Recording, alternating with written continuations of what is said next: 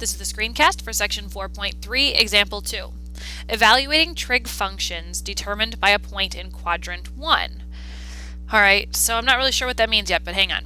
So let theta be an acute angle in standard position. Okay, so an acute angle in standard position. So I'm going to draw that first.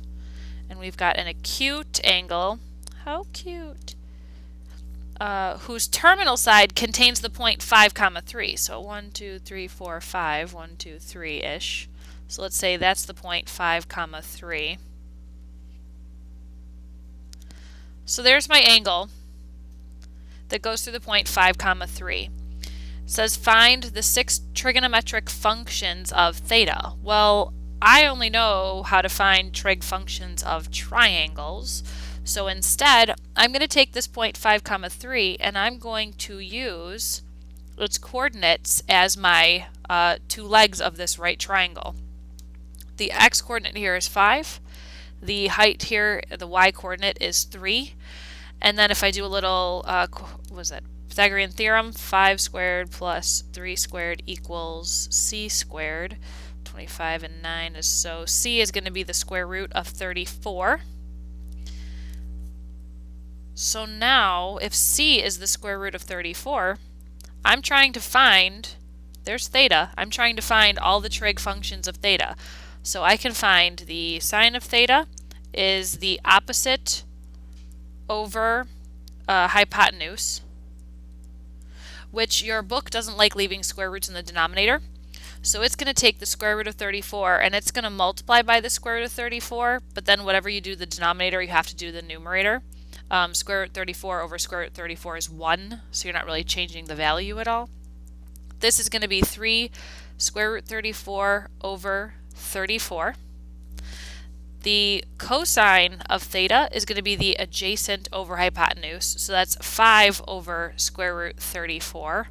Again, we don't like leaving the square root in the denominator, so I'm going to multiply by the square root 34 over square root 34.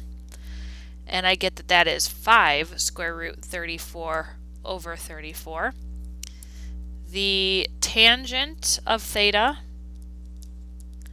would be the opposite over adjacent. Good, that's easy. 3 over 5. Now we move into the other 3. So cosecant is, let's see, the reciprocal of sine. So if sine is opposite over hypotenuse, cosecant is hypotenuse, square root 34, over opposite. What else? Secant of theta would be, let's see, if cosine is adjacent over hypotenuse, secant is going to be opposite over, I'm sorry, hypotenuse over adjacent, so square root 34 over 5. And then cotangent of theta is going to be the adjacent over opposite, so 5 thirds. And now I've found the 6 trigonometric functions of theta. Then now try problem number 5. I'm trying to evaluate the 6 trigonometric functions of the angle theta. Now, unlike example 2 that titles this points in quadrant 1, this point is not in quadrant 1. So we're going to have to look at this a little bit differently.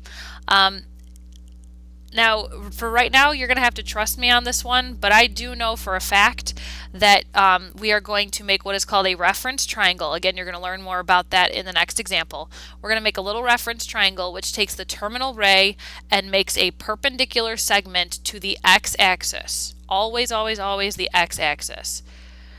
So now this this reference triangle is what I can use to find all the trigonometric functions. If I use this little angle inside here, the one in between the negative x-axis and the terminal ray, I'll be able to find the opposite over hypotenuse or whatever it is I'm finding.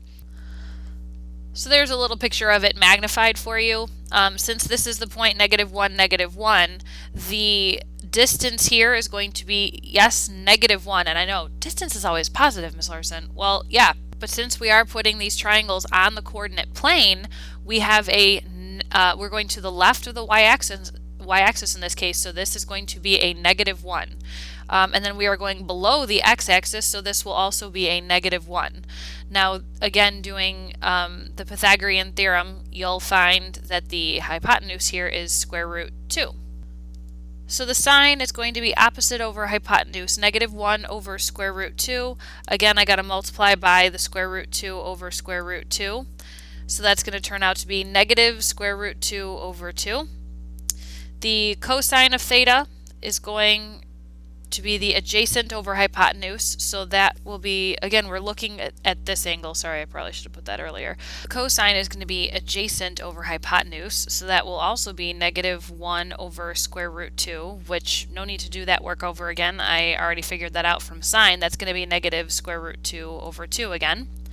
The tangent is going to be opposite over adjacent, so -1 over -1, which is +1. The cosecant is going to be the reciprocal of sine, so it's going to be square root 2 over -1, which is just negative square root 2. Secant is the reciprocal of cosine, also negative square root 2 for the same reasons. Cotangent is the reciprocal of tangent, so -1 over -1 again, which is 1 because the reciprocal of 1 is 1.